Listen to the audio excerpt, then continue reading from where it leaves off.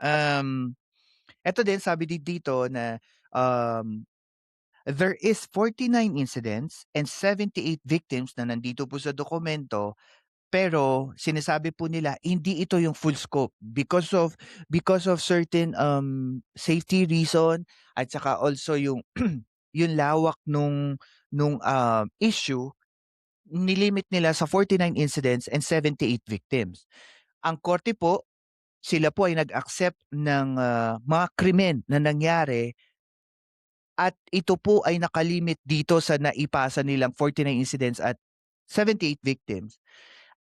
Sinasabi po nila dito that it might be the start of a bigger picture, like a widespread and a larger scale of killings and mass murder doon sa mga biktima nating mga kapwa Pilipino. Kaya maganda po kahit na hindi naman kasi 'di ba may mga question before, even yung mga Duterte, the camp of Duterte sinasabi nila na bakit yung prosecution, they're only alleging less than 1,000 incidents kumpara dun sa sinasabi nga ng mga biktima na ang dami namatay, more than 100,000. Kasi po ang sabi ng korte, hindi naman natin kailangan makuha yung kabuuan para mapatunayan natin may pagkakasala ang isang tao. At sabi ng korte, we can use at least an amount and we can talk about this as long as there's big and enough evidence para maituloy ito sa trial. Kaya po, nung sinabi dito on their verdict, gagamitin nila ito para maipakita, and the prosecutor were saying, gagamitin nila itong 49 incidents and 78 victims to project to people or to say to people and also to the court that there is a widespread and larger scale ng pagpapapatay sa mga biktima ng EJK. Sinasabi din dito that the Duterte alleged played a role on as a top authority. Dahil po sumasaklaw po yung desisyon from 2011 to 2019, from being a mayor to president, ang prosecutor po, ang ICC po, sa kanilang pagkakaintindi, sa kanilang statement, sinasabi po nila allegedly that the top man or parang sabihin na nating mastermind or yung pinakaulo, yung hancho, sabi nga nila, of this killing was the former president Roa Duterte and the former mayor Rodrigo Duterte.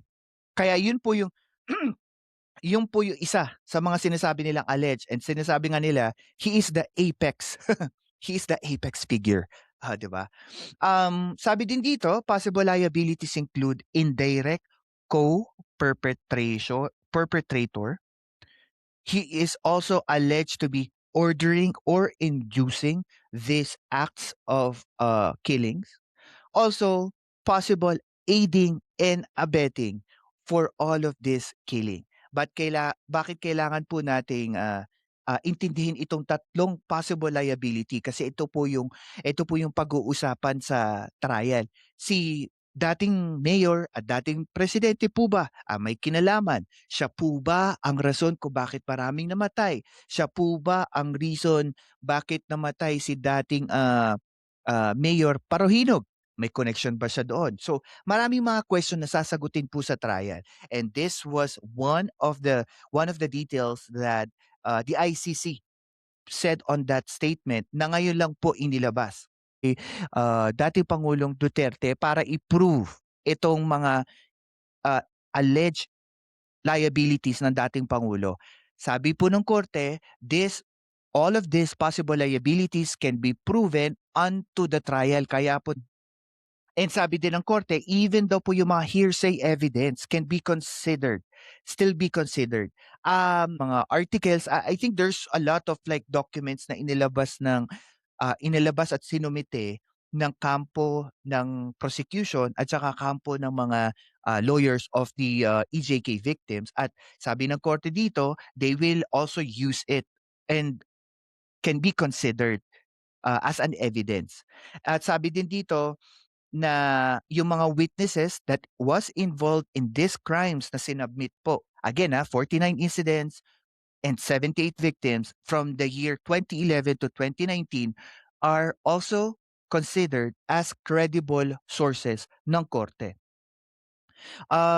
Meron din mga salitang ginamit dito na gagamitin din po sa korte, yung salitang nagamit na neutralize, na maaari po ang konteksto po noon na sinabi ng prosecution is meant to kill and not to just arrest. Gagamitin po yan ng prosecution for them to solidify yung kanilang punto na there is a deliberate orders coming from the then president and mayor to kill these victims.